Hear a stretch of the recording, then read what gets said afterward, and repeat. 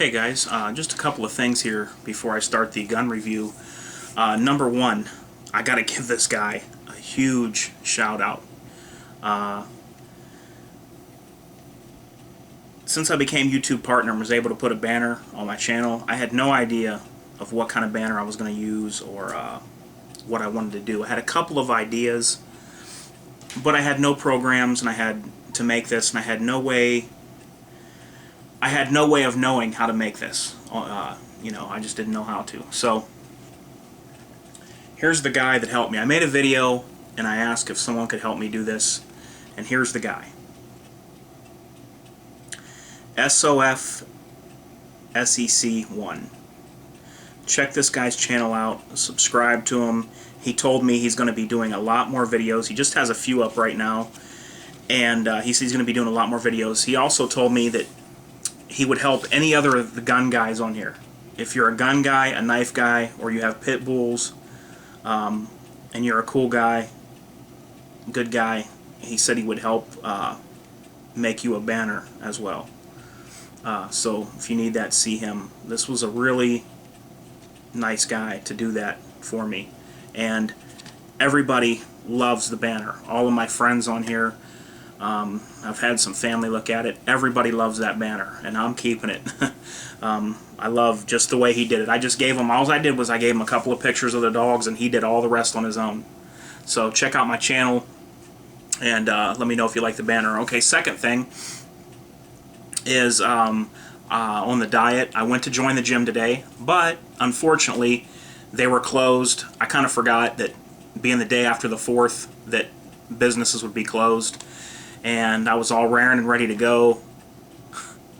Get to the lot, and there's not one car in the whole entire lot, so I will be joining the gym tomorrow, and I probably won't have my camera with me the first time. And then after that, I probably will take in my camera and let you guys, I'll show you clips of me doing the stair stepper and stuff. I don't know if I'll be able to film me lifting weights. I just don't, I won't have a partner, and I don't know if I'll be able to set the camera anywhere to film me. I'm just going light weights, toning. So that's the deal on the diet right now. Everything's going great. I'm going to try for a weigh-in as well tomorrow. Okay, so now that that's all out of the way, let's get to the gun. Okay guys, here it is. This is the Expert G.I Expert. It comes in this really nice green hard case. It says Para on top there. I like their boxes. The only thing I don't like about Para's boxes is the fact that there's no padding on the inside.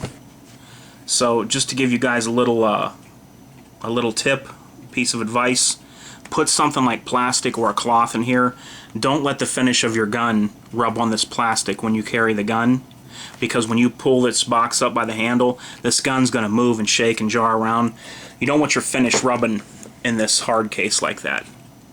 So here it is. Let me get rid of the box. Comes with two 8-round magazines from Para, and with the bushing, little bushing wrench here, help you take off the front bushing there.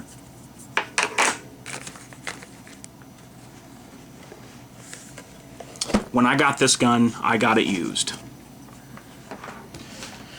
Okay.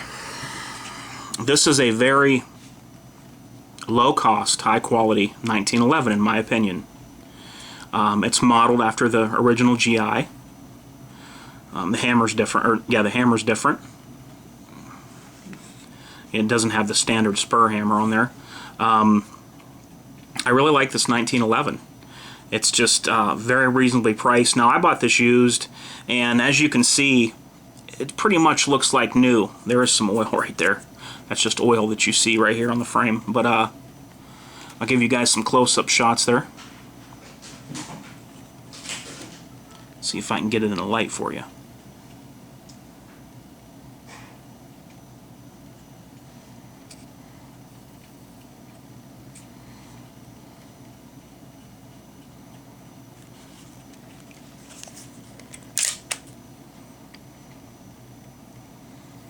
Gun was cleared before I ever turned the camera on, so no worries there. No rounds in chamber. No rounds in magazine.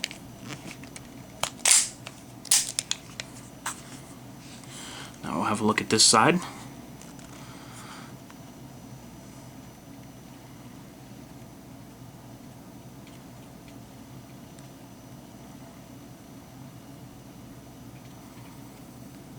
Has the typical low profile thumb safety, you know, nothing to snag on. I like all these GIs are just built for duty, you know. They're just a workhorse gun, no fancy frills, just what you need, nothing that you don't need, in my opinion. Now, the only thing that is kind of different on these guns is the trigger is polymer. You know, it's a very hard polymer. You can't tell, you know, it doesn't do anything different, you know, than the aluminum or steel triggers, but that's the only thing that I kind of would have liked to have changed, would be to have a aluminum or steel trigger, but it's not bad. Nice grip safety. Doesn't have the extended beaver tail, of course. It does have a lowered and flared ejection port for you there, so I do like that. I think it aids a little bit in the reliability as far as extracting, but that's just my opinion. I really like the 3-dot sights. These aren't night sights, these are just regular 3-dot sights, and I'm a big fan of the 3-dot sight system on this type of gun. This gun points very easy and it's very balanced, feels good in the hand.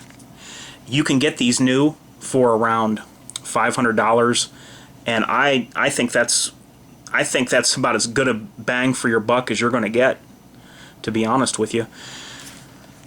It has a stainless steel barrel. This barrel was not polished. It comes from para ordnance like this. It does not have a full-length guide rod, of course, but this barrel is stainless, and that's the way they send them out. Makes a nice contrast. The tolerances on this gun, I know somebody that tested this gun and they did some measuring. It's pretty much almost to match grade as far as where the barrel's fitted. The trigger pull is very nice and crisp with very little creep. There's very little creep in this trigger.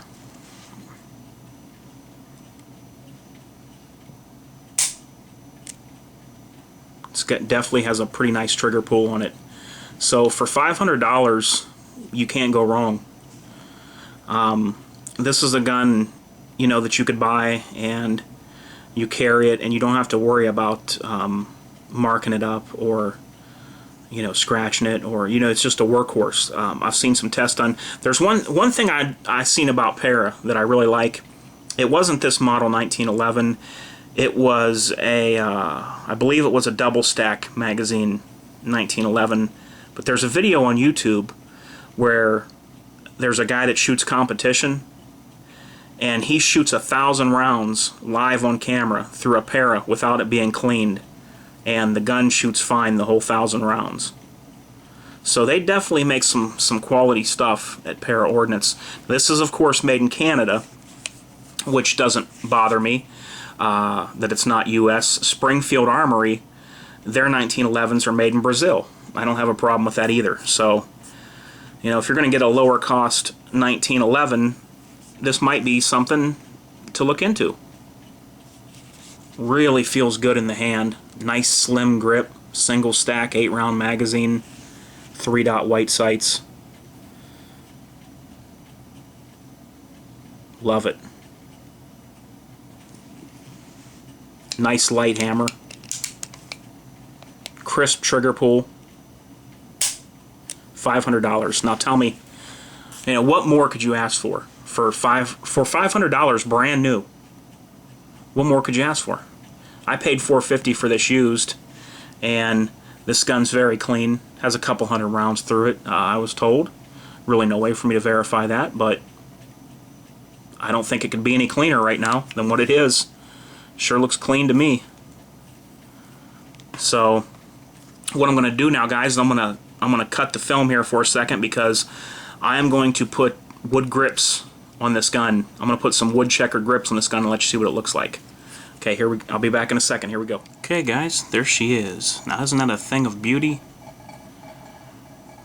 Rosewood double diamond grips. What a difference that can make, huh? Nice.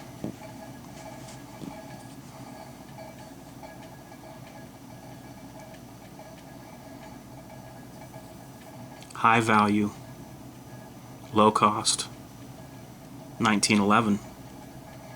If you're looking for one, I think you just found it. Humans for targets, and I'm out.